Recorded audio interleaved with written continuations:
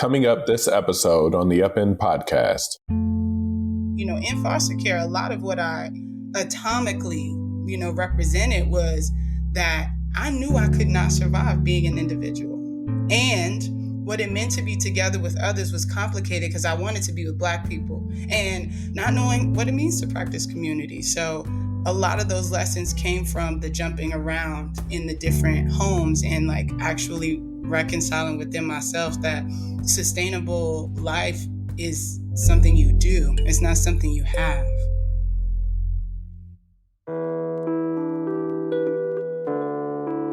Families separated through Child Protective Services voiced their anger on the steps of the state capitol today. They say the system has a history of racial discrimination.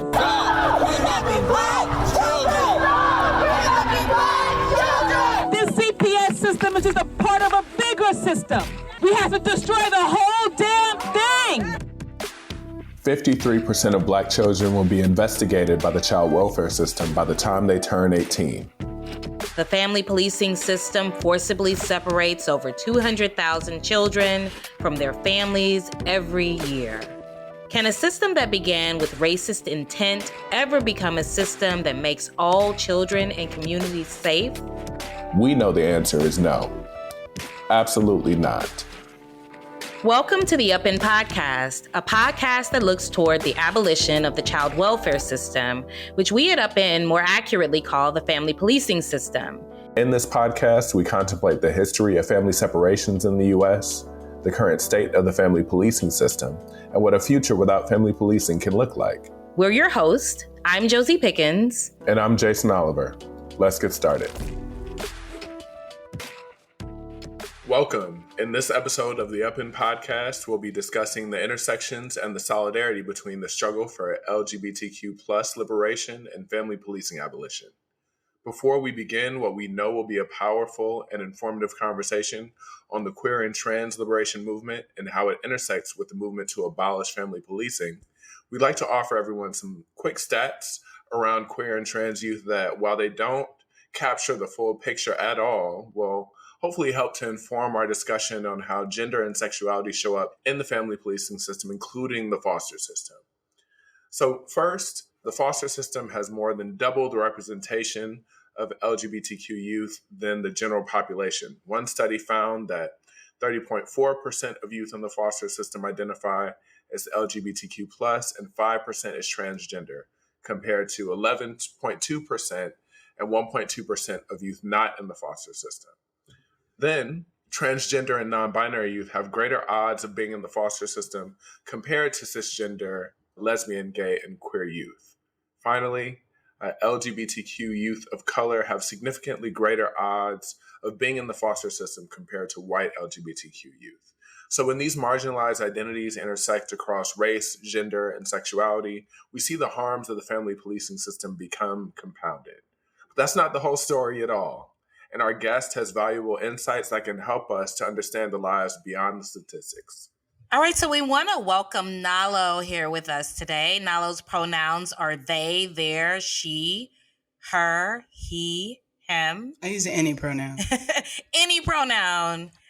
Nalo is a philosopher, accountability strategist, and masculinity scholar who seeks to challenge the landscapes of how we engage gender, community, and justice. From intentional, thought-provoking content to training community organizations, Nalo continues to invite us all to consider implementing community concepts above policing and disposal. Nalo's next project, the Adult Preschool, seeks to imagine necessary lessons to connect adult experiences with how to practice community together. This virtual project will offer lessons we deserve to learn as young people, lessons that can change how we see the world and each other. So welcome, Nalo, to this conversation, and thank you for joining us. Welcome. Thank you for having me. Thank you. Thanks so much. I guess we should begin at the beginning and speak to you, Nalo, about experience or your thoughts around the family policing system. So can you share how the family policing system has influenced your life, especially as a person who is Black and queer? Were there any particular moments or interactions that highlighted these intersecting identities for you? That's a great question. For me, the influence that the family policing system has had on my life has obviously exposed more and more impact as I get older. But it's left me with a set of conditions that I'm still undoing, still healing through, and still understanding. Because as a child, I don't think you really understand the full impact of the conditions you're in until later. When that hindsight is a bit more 2020 and you're able to kind of conceptualize the conditions of the world and the experiences you had, it kind of clarifies and makes sense of the some of the experiences themselves. Others, confuse you. So I think a lot of the influence has been knowing what it's like to produce some of the impacts of being in the family policing system, and also learning that there is, for me, more life to live, and that there are, other ways to understand my being than just surviving. So a lot of those things, undoing a lot of what I understood to be me understanding myself as powerless, me having, to figure out what it meant inside me to be humanized, against the shaping or the not having the nuclear family, and up against patriarchal renderings of family. Like, it's all mashed up in there.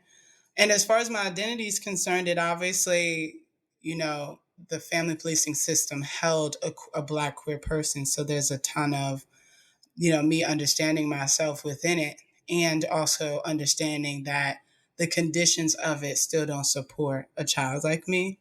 So, I spent a lot of time kind of unraveling that, being part of very religious households, being a part of households that had other children, and what that meant to be in a home where, other children are being presented with a lot more access than you, or that you're just there for the money and you figure that out as a kid, and you kind of just like, realize that this is your only access to a home. So you're trying to balance what you see and know and learn, and the conditions that you are just steeped in, so you don't go back to a group home. There's just so many symptoms to undo. But like, understanding myself as a Black masculine, queer person definitely took a lot of shaping in foster care, because as I noticed that they were noticing, my masculinity by way of calling me tomboy or whatever, I saw them dispose of me because girl was what I was named, or, girl being attached to feminine was how I was supposed to practice. So there was a lot of discipline there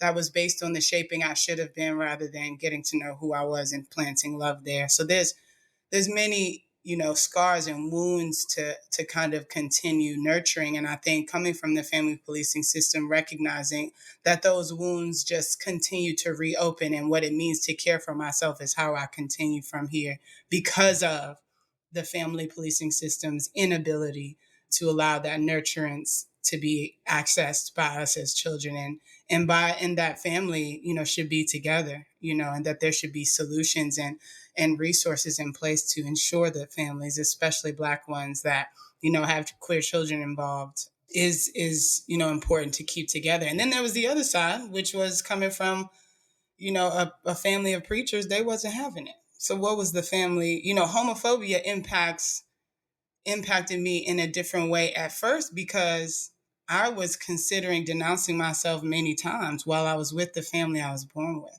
And the mind, the kind of, and I want to be mindful of my language here, but like the kind of like sorting of the mind that happens in a child, where you're trying to figure out the question or the answers for why something's happening.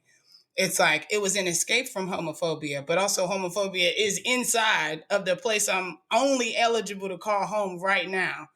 The temporary nature of that, and the temporary nature with which it was imposed upon me that this was some phase I was going through. Like, there's just so much to unpack there, for sure. You talked about some of the experiences that you had in the foster system, and I'm really wondering, because I'm hearing you discuss like experiences with family, your own family, right, and some of the good, the various parts of what that means, and then also like these external families that you're being pushed into.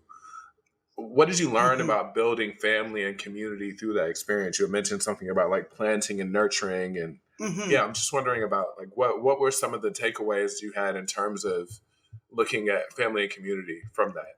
Yes, that's an excellent question. I think that the greatest thing that I can point to just from my heart space alone is the idea that family is a practice, not a landing place, as much as community, as much as village and friendship. Like these are practices of nurturance and boundaries and love and like care. I'm not looking that there was a difference between like the reason why I felt like I'd lost something in the nuclear family was because I felt like I'd done something bad to be queer. I felt like I'd done something bad in order to, so if I were good, right, then I would be able to have access to these things. But that wasn't the case. I remember being a child on the altar of my church being like, Lord, if the reason I'm going through all this is because I'm gay, if the reason my family left me, I'm being abandoned, if the reason, right, that I'm in foster care and nobody seeks to establish home with me is because of this, I am willing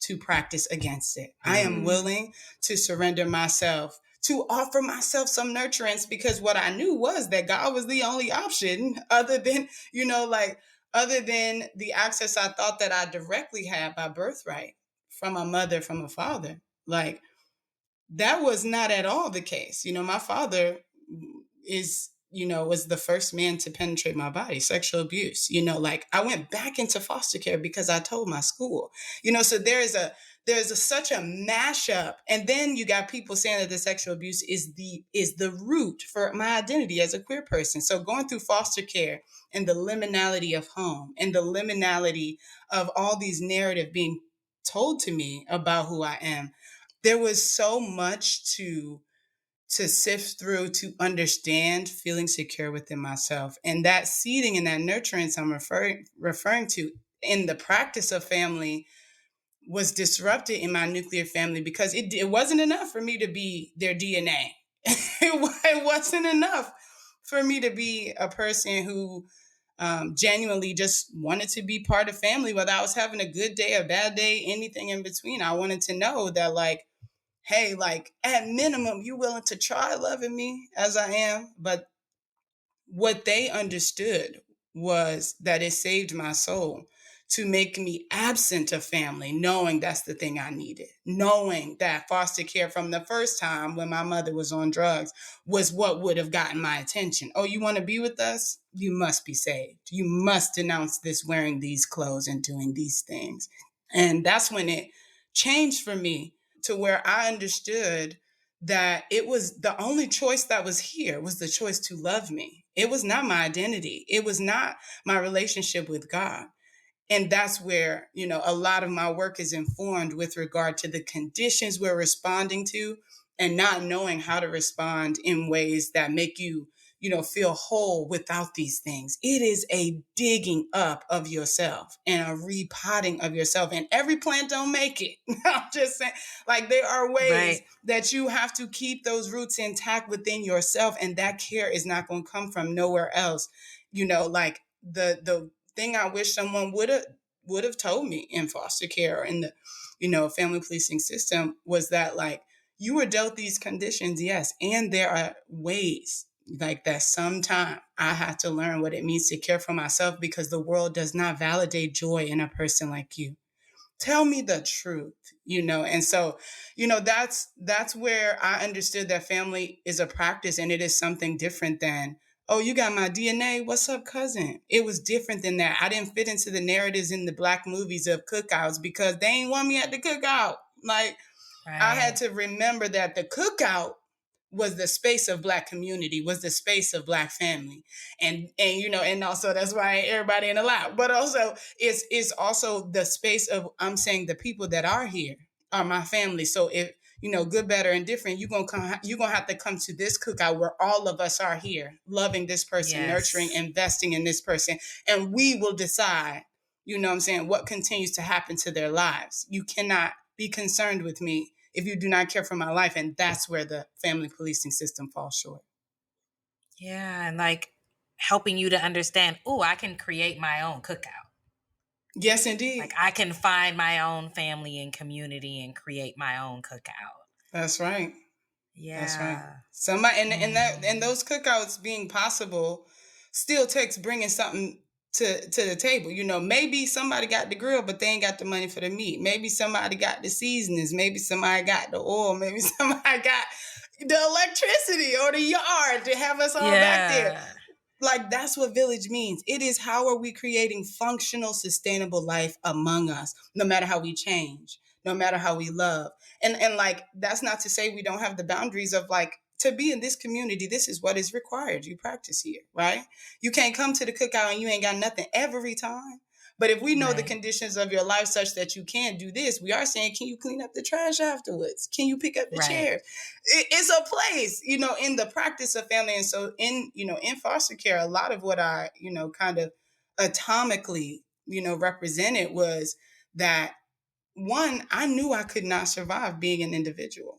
And what it meant to be together with others was complicated because I wanted to be with Black people, and oppressed peoples produce certain things.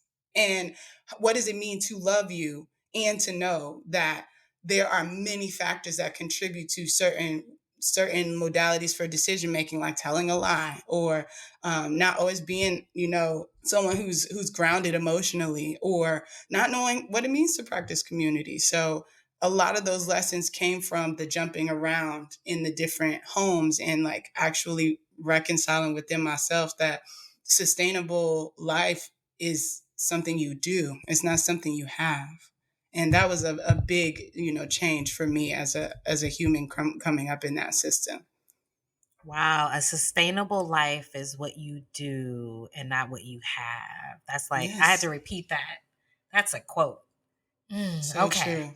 It is so true. That's why I had to pause and repeat it. Like, let me make sure that we are signaling in on that and focusing on that, because that's so important. I think when we're talking about the Black queer experience or the Black experience overall, it's what when they say life is what we make it, I feel like for Black folks, that's something that is so, so true. Mm-hmm. It literally is what we make. Yes. And powerless folks do not know the power of what they can create if they are taught to see themselves as individuals, right? Like, right. We do need each other, but the family policing system teaches us you on your own. What you gonna do?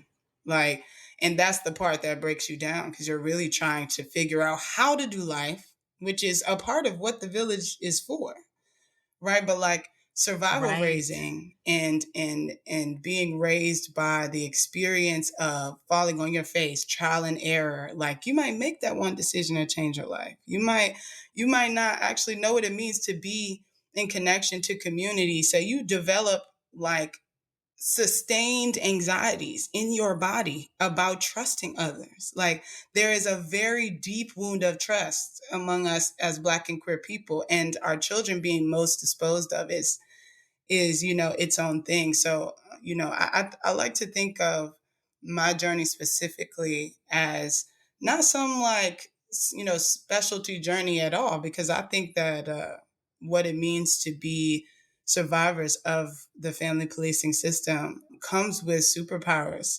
inside those lessons that can teach us how power dynamics from adult to child, from support to the unsupported, from the oppressed to the oppressor, on how to mitigate what it means to have just outcomes come to those who are suffering from the conditions of the system, rather than looking for someone to blame, figuring out that we are not at all protecting our children and what that feels like to us, right? If we just engaging in symptoms, they just need a house to stay in because they homeless kids. Or we just need, it has to come from a red alert that like, this is an issue that is pervasive and viral and conditional, that capitalism and all these other oppressive systems continue.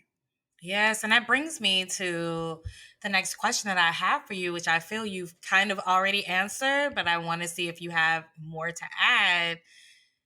How is the movement towards queer and trans liberation connected to the movement to abolish family policing? I feel like we have been answering that question since we started this conversation, but I wanted to give you an opportunity to add more if you'd like to. I think recognizing where abuse of power is happening and where there are massive amounts of powerless people, and in this case, a lot of times Black children, Black queer children, are taking on, the consequences for it. I think that deserves our attention, and that's the reason why they connect. Like, the issue of homophobia, transphobia, all of it is an abuse of power. You get to think something else because you can think something else. And the limitation of your imagination allows for that truth to be true within you and whoever else is enabling that conversation to be real in your household, in your office, in your presence. And what it means to be centered around other possibilities means for some of them people to be able to say they was wrong, or the choices that they made were unhelpful, or that we needed a different modality altogether, or that some of the people who made those decisions take consequences, but I think in the world we live in today, we are more convinced that we can manipulate ourselves out of consequences than we are trying to be accountable and what that means to show up in that way. So I think that they're very closely related because of the overlap in patterns of victims, queer people, Black people, trans people, poverty, poor people, and how those intersections continue to represent the children that are in the carceral system and the family policing system, which are ultimately connected, at its roots. And I think that what's most important is that we can even get to the place of admitting that, because everybody wants to be a good person, but no one wants to be an accountable person, which means mistakes can't happen, which means poor decisions can't just be reconciled. We're looking to dispose, right? And no one comes forward when they feel like their life is at risk. And I want us to be able to think about that when we talk about children.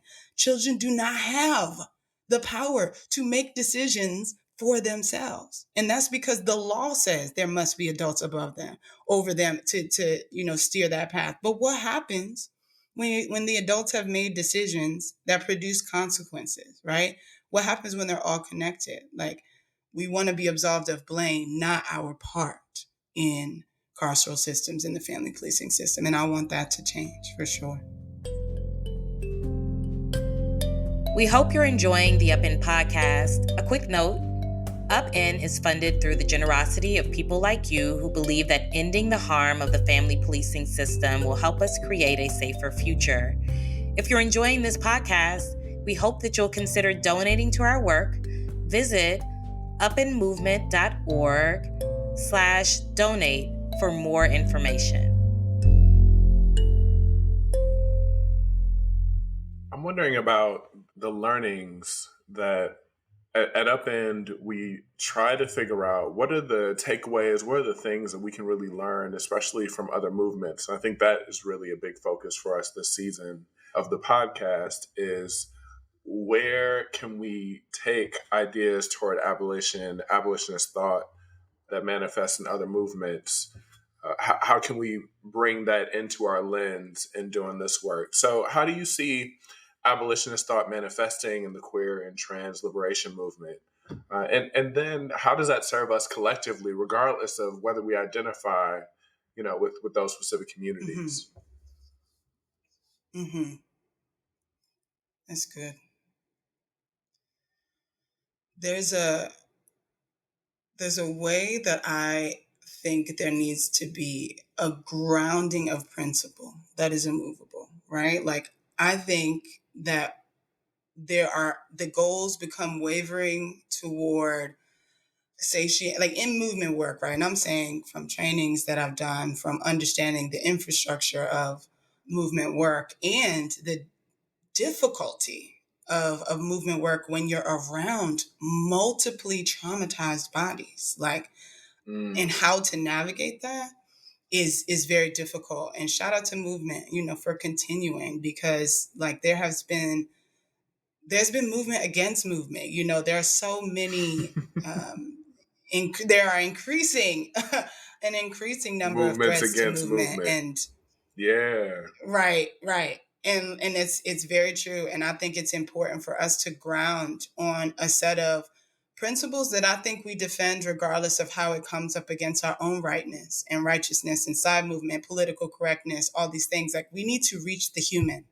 We need to be able to, and this is what I hope to do with the adult preschool. I need to touch the person who not trying to hear your academic language, your connection to all this big systemic stuff. Like, that is not something that I can see myself sitting within. You know what I'm saying? It's like trying to get a room full of men to understand male privilege. It don't click all the way sometimes. And I think something that's deeply important is to be able to understand and access. And I think that the family policing system teaches us about the carceral system. The family policing system teaches us how we navigate what it means to be accountable. The family policing system teaches us that adults are capable of manipulating and absolving themselves of consequences to children who are helpless. Okay? These are the things that I want our movements to stand upon. I want us to say that we are life-sustaining movements, which means if it comes against life, we are no longer, right? And obviously those come with boundaries, like, because you also not gonna walk up in here and like, you know what I'm saying, just completely take advantage of life here in our communities. Like, we don't got to be dumb about it, but we need to allow those to be responses, not things that we stand on just because our emotions are in uproar from yet another condition produced by these systems. I need us to start with children because children are at the greatest risk.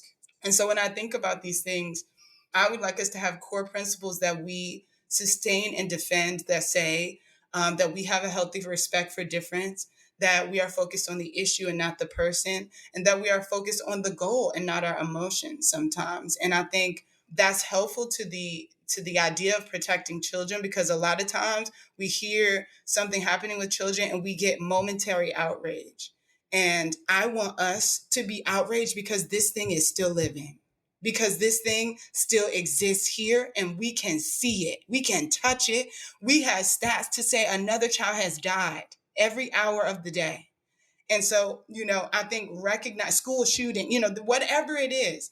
I would like our movements to stand upon a certain set of principles that even if this virus comes within our movements, we are able to identify it and eradicate it prior to it informing our values, right? We have a response for if someone comes up into our space and tries to eradicate life among us in a certain way, right? I think we should, definitely have those moments where we're like, you're not responding. We are going downtown right quick. You feel me? Like all those things, all those responses are necessary so they know we're not playing. Like, there's so much of that helps to defend children and to defend Black and queer life.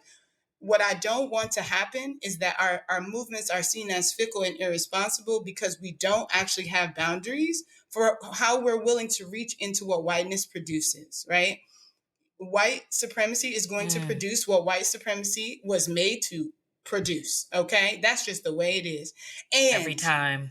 What does it mean when white supremacy knows the way that it can touch and access us through our children, through our this? Like, they've been saying stuff out loud and having no consequence. They know very much the power they yield.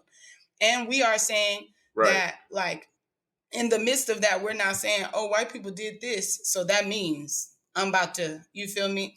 It's a response to a condition. We need to have foundations on life, community, eradicating conflict, not using harm against one another, and recognizing that the most harm, like life on earth, is actually the earth. You know what I'm saying? Like, I think when we get to those places that we can get to the roots of what harm looks like, I think we can start to talk about how we can, spread that as a curriculum for how we continue to protect one another and protect children and protect vulnerable life, just people with disabilities, And as of right now, I think that's something we fall short on, is making sense of how we practice in those ways, even against the ways that we know some of us will die, right? Or that we know that some of us will be harmed in the midst of white supremacy. And unfortunately, just like the kids who suffer from sexual, emotional, physical abuse right now in this moment that we're recording this podcast, that some of them are going to die till we figure it out.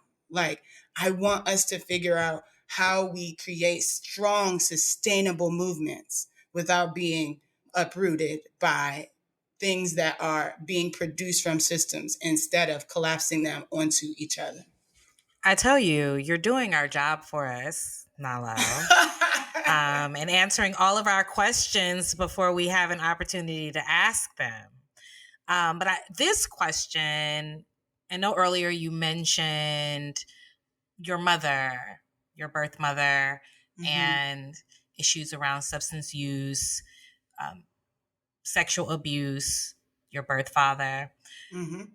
So as we're talking about building family and community in the face of what we experience with white supremacy, I want to talk a bit about that journey of like forgiving your parents or healing from those experiences. So this journey of forgiving your parents or healing from the experiences that you've had, especially when they've caused significant harm, is incredibly complex. Can you discuss the process you've gone through to forgive and heal from the actions of your birth parents?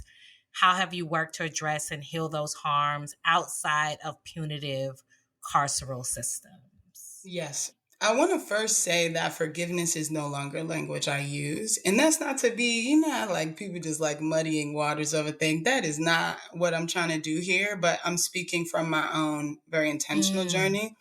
But, forgiving seems to have been weaponized in our socialization today to mean absolving of something, right? It is responding in our bodies. Like when you tell somebody who caused you harm to forget, like, it's almost like the weaponization of an apology, right? Tangibly in the human body, it has now changed, right? Like somatically, palpably, it has changed in us. There's how a somatic we receive, response. of course. And so I think that there is, for me, the language I would use is I have learned to adapt. And the reason why I use adaptivity instead of forgiveness is because I will never be without its symptoms. I will never be. And I want to make a radical choice toward pleasure. I want to make a radical choice toward living a life instead of surviving, because there are the symptoms that I will always have to deal with and suffer through. And so what that meant to me was that, people say in the cliche way, like, I don't want to be, what's the language?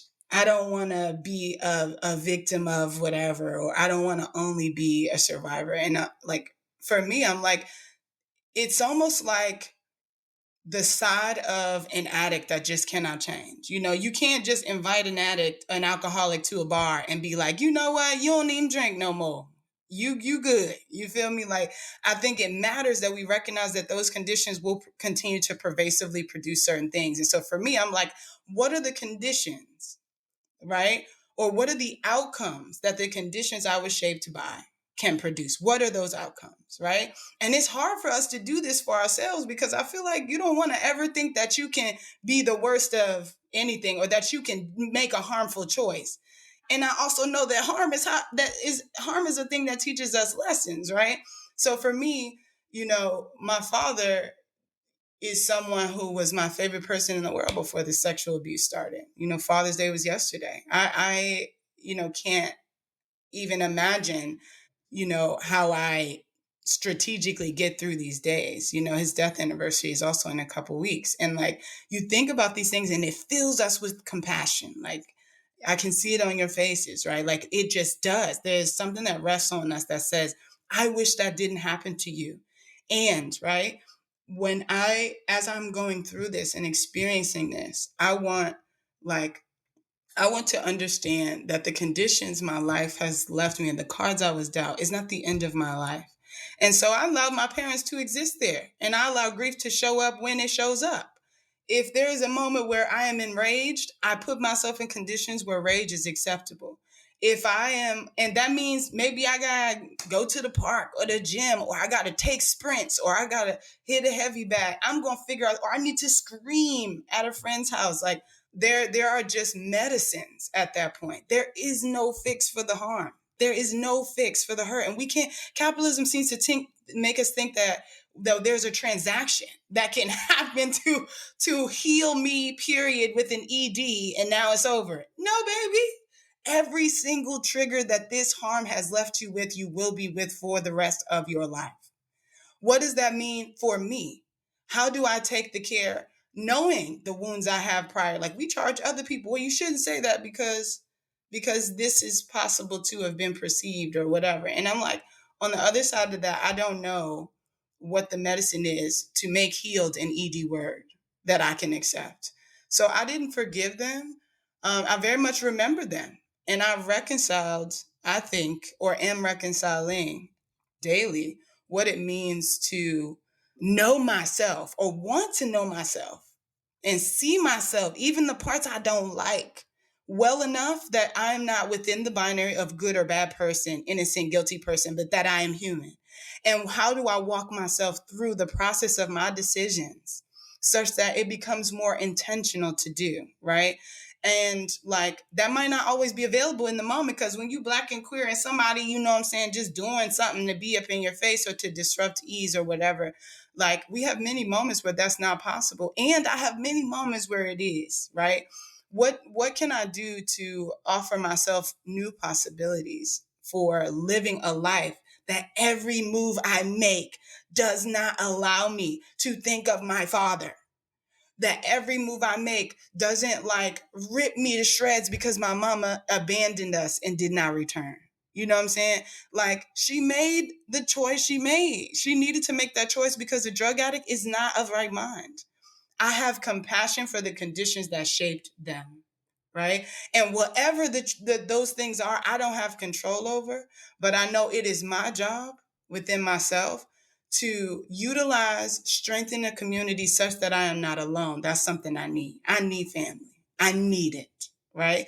I don't always get it right. I recognize the scars and the shaping, but I know I need that. And I am easy to reconcile when I am the problem.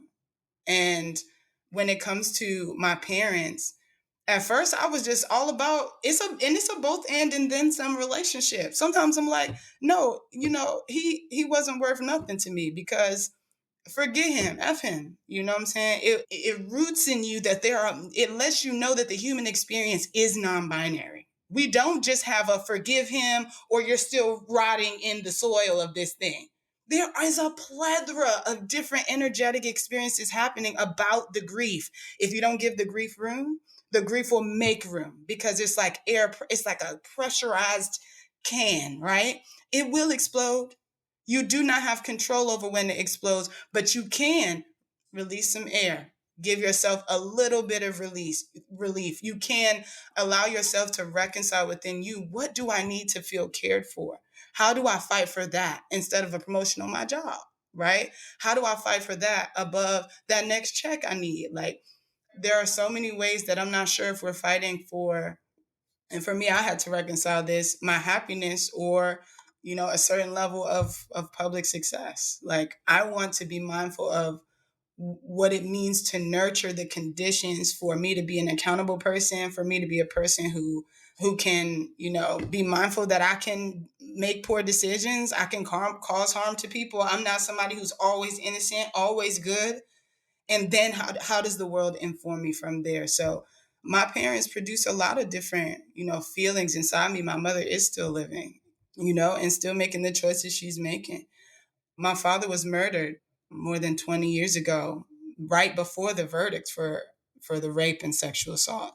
And like the way that grief shows up doesn't give you a schedule. It doesn't give you a time and place, none of that. And I think what's important for me is just focusing on the care necessary to continue. Because if I want to continue, I'm going to continue. And that's not always easily accessed. And that's what I want to teach my people how to do, how to need each other, how to practice community, how to care for ourselves.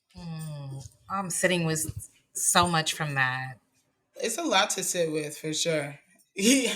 Okay, I know we have to move on to another question, but I am sitting with so much of that because I love the idea of that, that ED on healed, especially like we are always constantly in this space of healing our traumas. So many of us are maneuvering through traumas that we've experienced within community, within our families. I'll be sitting with that for a while and replaying it for a while. So thank you so much for that, Nalo. And I want to also I think I have another question. Yeah, just real quick. I kind of want to like make sure that I offer this point just as a cherry on top, because in no way is my journey like easy. It's more or less the road less traveled, and it's because of the muck and the entanglement of conditions and what they produce. You know, it takes a lot of action and practice and intentionality and all the things that aren't so much accessible all the time to certain people. And I want to leave room for that level of humanity to be there also, because access is the reason why we have the tools or possibilities. And, you know, I call it Yes. self-raising, but when you are self-raised, it means a lot of what you learned was not because of the guidance of someone else. It was because of the choices you had to suffer from. And not everybody got somebody to fall back on. You know, I couldn't call my mom if I got in trouble at school. You know what I'm saying? I couldn't call somebody to be like, yeah, it was my legal guardian, but they were just going to be like, oh, she got suspended again. You know, there's a difference in like knowing that, you know, you have something to lean on and when you don't. Because when you don't have things you need, care is not something that is pronounced or produced in a person. Care does not show up where care is not present in their lives. And I want to leave that there, because you know, I don't want care to be the work of care and the work of healing and transformation to be something that's left to just fickle decision making. Yeah. That conversation around access and resources really changes everything. It is the difference between the way that you are able to maneuver through your experiences and the way others are able to maneuver through their experiences. So that kind of leads to the next question that I have around. So we've talked a lot about the family policing system's response to your experience in family and the harm that you experienced in family. We know that that involved removal. We know that that involved placing you into the foster system. One of the things that we work so hard at here at Upend is the imagining and dreaming component of this abolitionist work that we're doing. And so I'd like to ask you, what would have you prefer to happen as opposed to being removed from your family, entire family, removed from your community, placed in the foster system and with different families within that? If we're dreaming, if we're imagining, what would that have looked like for you? I'm gonna be honest. I thought about this question since you sent it, and so much is produced, right? And in order to get to my actual answer, I have to sift through, you know, the capitalist dream of like, you know, wishing I was born to a family where we had enough resources that I never would have been in foster care in the first place, to actually speaking to how I would have wanted this particular situation handled. One, I wish that. But I think that's also an answer. Yeah, definitely. To pause you, I think that's also an answer. Like, what if there were resources and recovery for your mother? How would that have changed your experience? Or, you know, among other things within your family. So that also is a possibility, you know, Definitely. Not necessarily being born into a different family, but, you know, access and resources like we were talking about just before this question. But go ahead. Yeah, definitely. And that's an excellent point. Thank you for offering that, because I think sometimes we don't recognize the mental impact that capitalism and, you know, the family policing system and all that have on us, and how we dream of what else there could have been. Like, as a kid, you know, a poor kid, you obviously dream that you was with a rich family who could buy you whatever you want. You know, I'm talking about real things that I've thought as a child. Or you think about always having food on your plate, or living in a big house where, you know, you had whatever it was. You always think of that. And I think having resources and having enough to care for ourselves doesn't mean dreaming that I'm a part of an exorbitant culture of rich people who, you know, just hoard resources and there's that part that I meant, like I don't dream to be Elon Musk's child, right? Like I want to be mindful that I have a very like clear sense of what enough would mean. But I'm saying that for me and my family, I would have there's a combination of choices I wish would have been different on the parties that were my parents and loved ones. And then there was, because my mother did have like they were going to fully pay for her to go to a rehab, and they were going to fully fund her having housing, and they had already guaranteed us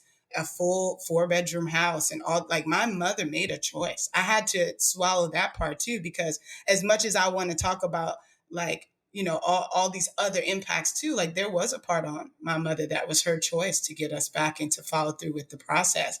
And right, the things that led up to her making that choice connect with harm that she'd endured. Her mother was a drug abuser, and like for her to be a child and get access to those things, it is hard to break out of, so there are so many things that I could say I wish, but I think in the bigger picture of it, if we had what we needed, if we had a safe place to stay, if our family wasn't so plagued by indoctrination, Christian indoctrination, to be able to see that a mobilization of our family was necessary to help my mother in a certain way, that my father wasn't some blemishless person, like he was capable of penetrating a child, as a grown man. And no one believed me and my entire family. They still don't. And reconciling that within myself, I think my dream is more that there is an opportunity for accountability and justice that moves beyond how a person appears. I would have wanted that to matter more. I would have wanted my parents to care more about the impact it had on us as children, their decisions, than it would have to just like say, oh, if we had a house and money and all that. I think that there are some trauma, like familial trauma, that needed to have been addressed. And when you don't, that trauma is pent up until it is exposed by someone. And like, I believe I'm the first generation in my family to have done something different as far as, my choices, but it also led me to not make certain choices, right? Like, so I think for me, I would have wanted nurturance and care to be the center of how my family practiced. I would have wanted the policing system to not exist, so I didn't endure the sexual harm so long trying to keep my dad out of prison. I knew what happened to a Black man who I was reading bell hooks at 10 years old.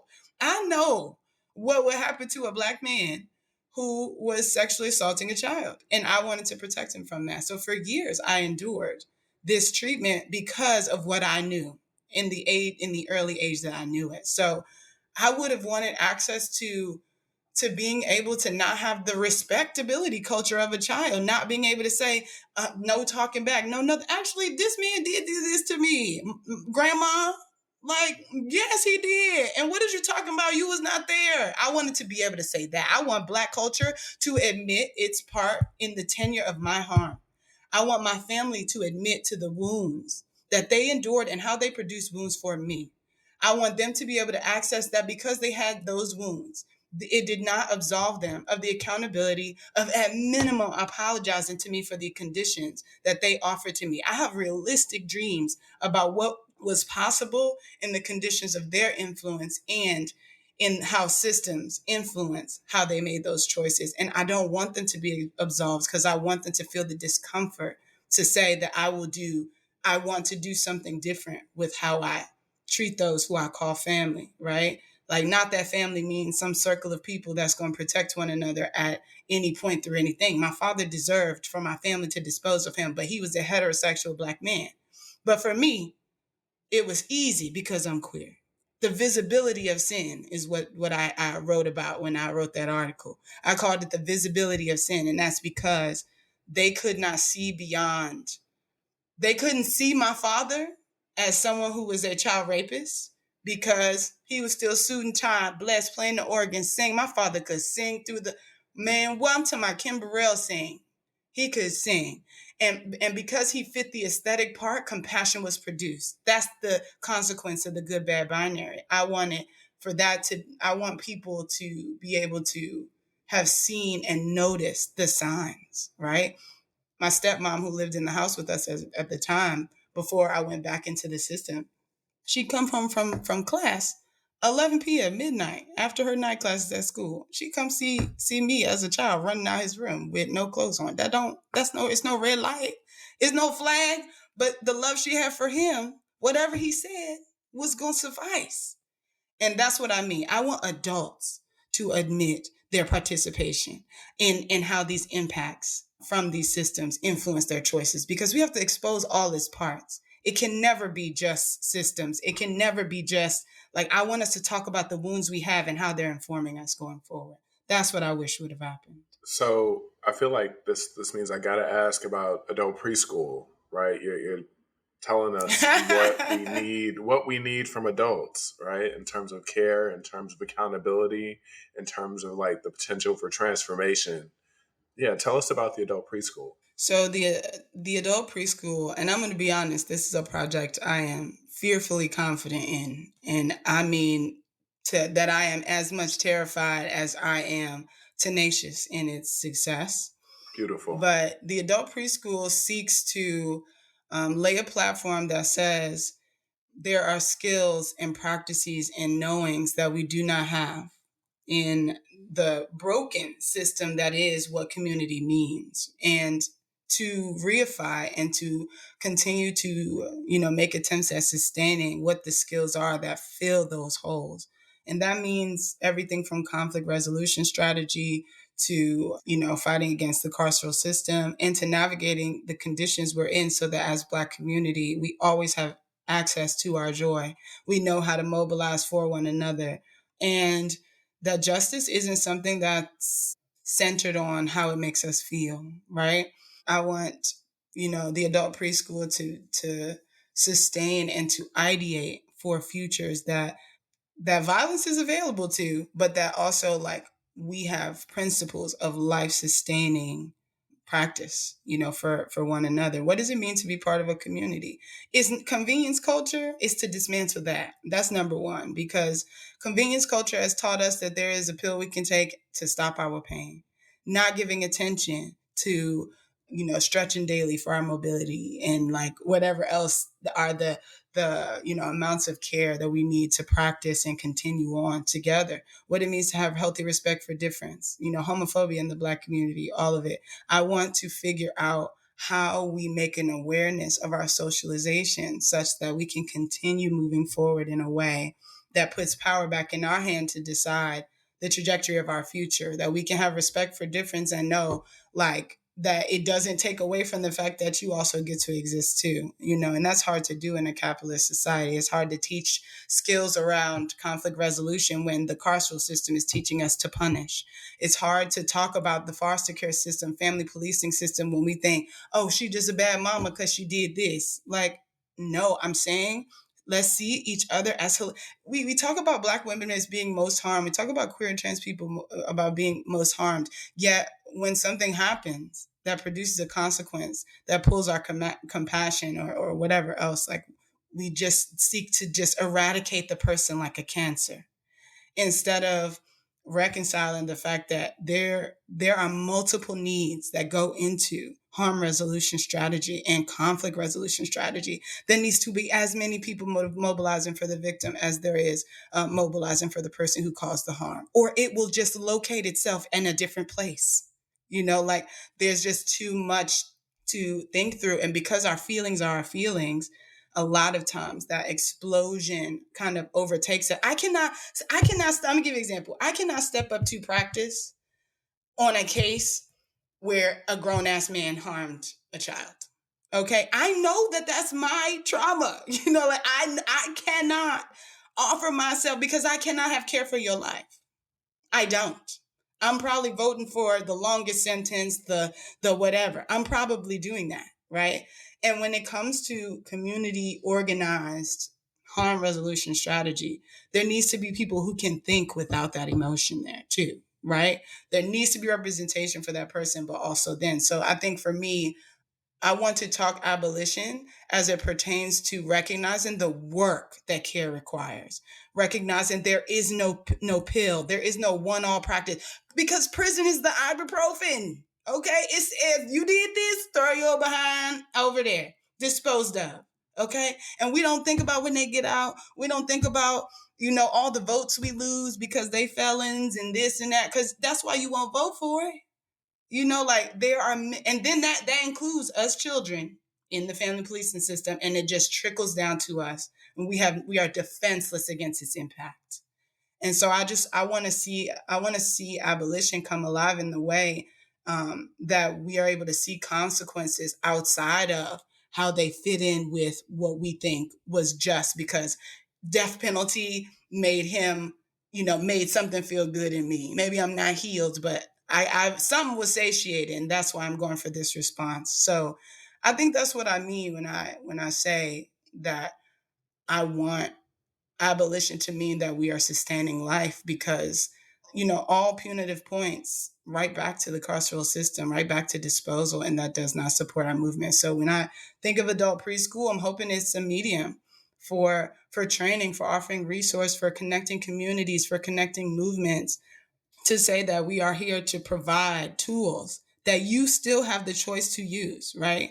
I can give you a hammer and a nail, and if you ain't never touched that wall, I don't know what to do. But that's the point. We have to know that there is labor. Capitalism teaches us that labor is something that we should stray away from, because it's abused labor in bodies.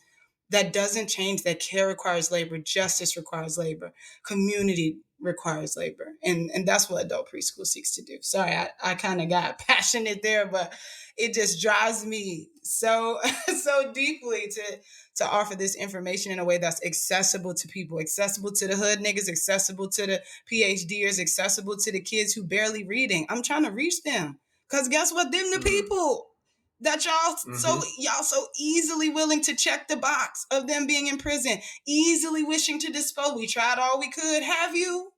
Or is it easier to dispose, right? Giving people boundaries. If you do this, this is the consequence. You will be removed from community. What does that mean for your life, to be without us? I want to offer a thing that allows people the ability to see their humanity centered, while also navigating all the other things that we still figuring out how to do. And the hard part is life is short and there's just not enough time. But I'm hopeful that adult preschool can bridge the gap some. You had brought this idea up before, of this question of like, what are the outcomes of the situation I was harmed by can produce, right? And trying to expand those possibilities. And I'm really struck by what I keep hearing from you, this recurring theme of new possibilities. So transitioning into something a little bit different, but really building on what you've talked about so far, what are the healthy, joyful futures that you envision for queer children, families, and communities, right? Like beyond, as in a world where we have the adult preschool that we all collectively need, right? Where we all participate in the work of producing and sustaining care in every aspect of how we live our lives, right? Like what's the healthy, joyful future that you're envisioning? I want to go ahead and say, and I don't know how controversial this will be, but I am not fighting for a future that is only good, because I believe that that's unrealistic. Until capitalism and these major influences to our lives are eradicated, which we do not know. I'm speaking to the world we live in right now. I'm speaking to designing tools and having an imagination that includes people who are not seen as good. And I'm talking about everyone from the masculinization of the Black woman to the death of the trans woman to the, I'm saying that there are people who genuinely are not going to be able to be convinced that these people are worthy of this level of access to joy. And I think community orients us to being able to be together, but there is still and always a threat to our lives. Because how do you get a white supremacist to not want to kill us when he sees us? How do you get someone who's practicing homophobia to think that God is what they know about God is wrong, right? Like there are just the protection of religion, the protection of certain ideology is going to produce certain outcomes. And this is how I know the outcomes produce the same oppressive symptoms that we are trying to mitigate. But the symptoms are not the things that require our attention, right? We're talking about eradicating the system itself. We want to dispose of everything but the actual system. So what I am seeking to create with other minds is an organization that remains adaptive to supporting and teaching new visions for how to adjust and adapt, while also working toward the world of care, the world of trust, the world of access, the distribution of resources that we want to see is possible to do among people. And what's so difficult about this kind of vision is that the trust we don't have speaks for the bulk of why people don't work toward this level of access, right? If you're not going to pay me, I'm not volunteering. You feel me? If you're not going, if it doesn't feel like a safe space, I ain't showing up. Like, I'm saying the world is what we don't have control over. I'm saying, what do we have access to such that we can come together and make an actual thing that is not possible to us right now? Because before anything was possible, somebody dreamt it up. Every word we speaking, a white man looked at something and made the word up. Or whoever else, right? From language to what we call a cat and a dog. Like, somebody made it up. And I want to know, with a bunch of other humans who are as crazy as me, that we can dream up something else, and that is not contingent upon how it makes us feel, but what saves our lives, what sustains our communities, and what continues to fortify, an allegiance, an alliance. We talk about allyship. What's the allyship we have to this earth? Can we stop littering? There are so many ties from our choices to oppression and I don't want it to be binary any longer. If good or bad person is the barometer, then you can socialize someone to think that because they don't have a degree, that they're on the bad side of bad person. That if they ever done a drug, that they're on the side of bad person. If they ever had to steal something to feed their family, that they're on a bad person. And what does that do for how they inform their worthiness to make choices outside of what you have constructed is a bad person? That's why it's easier to dispose. And I think that I don't want to see a world that's good. I want to see a world that's human. So the evidence of what's produced is not as simple as saying we measure systems' availability of harm. I want to know how much is our choices, how much is lack of resource, how much is because too many women are being targeted or too many trans people. Like, we need to know that honest data. And so I'm hopeful that we can do that through the push toward seeing one another as human first. And I think restoring our trust in one another allows us to trust one another's humanity. And if we can't trust one another's humanity, justice is rarely possible, because I don't see you as somebody. I mean, I think about it. I'm like, if somebody says something about my mama, you know what I'm saying? I'm more likely to say something than if I heard, back in the day, one of my friends talk about some old lady up the street. That lady ain't got nothing to do with me. Right? But what happens when we become familiar to one another such that I do care, right? So I seek to have kind of a radicalized, really aggressively radicalized community to teach us how to be together and really an experiment to see what's produced. I have no clue what will actually be produced, but I know to touch one person means to touch 1,000. So that's kind of where I'm at. I feel like this conversation could go on and Forever. on. We're enjoying it so much and getting so many great Me too. jewels. We're just going to have to continue it in Houston. You're going to come visit us and we're going to keep it going. I know. We're going to keep it going. Absolutely. That's right. We just want to let the good folks know where they can stay connected to you and where they can find you in your work, out in the world, virtually, online. Let us know. Yes, so I'm new to TikTok, but I'm guessing also it'll be in the details of the podcast. But on Instagram, I'm at Nalo Darling, NaloDarling. And on TikTok, I'm King Nalo Darling. And I have a website, that nalozidan.com, that is under construction currently.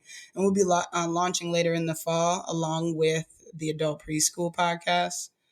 which right now is Bad People Podcast. I might leave it that way, but Bad People Podcast, is the start of it. Episode 1 is up already if y'all want to go listen to it. But yeah, that's the way you can get in touch with me. And, let's ideate together. Let's dream together. I'm so looking forward to shaping a world that isn't, conditional on whose life is good or bad, who gets to be disposed of and we be okay with it, and who's not. Like, I don't think we earn our lives. When you take your first breath, you know what I'm saying? Like, you earned it then. And we just got to figure out how to be able to still sustain that life being worthy on earth. So I'm hopeful that I can contribute to the dream of that. Yeah. I'm telling you, that good and bad conversation. Okay, we are going to end it, but like it all is indeed according to perspective. You know what I mean? Like, yes, anybody indeed could be good or bad according to perspective. So like you said, we need something, when we're building this, beloved community that we are all, hoping to build. And we do have to eradicate that idea of good and bad because, it isn't rooted in anything real most times, right? But okay. Yeah. That's it. We're done. Thank you for joining us, Nalo. Thank you so much, Nalo. No, thank you both. I had a great time. We'll have this conversation in person. Yes, we will. Definitely. Thank you for joining us for the Up In podcast as we explore family policing system abolition. To learn more about Up In and our work to strengthen families and communities, visit our website at upinmovement.org and follow us on Twitter and Instagram at Up In Movement.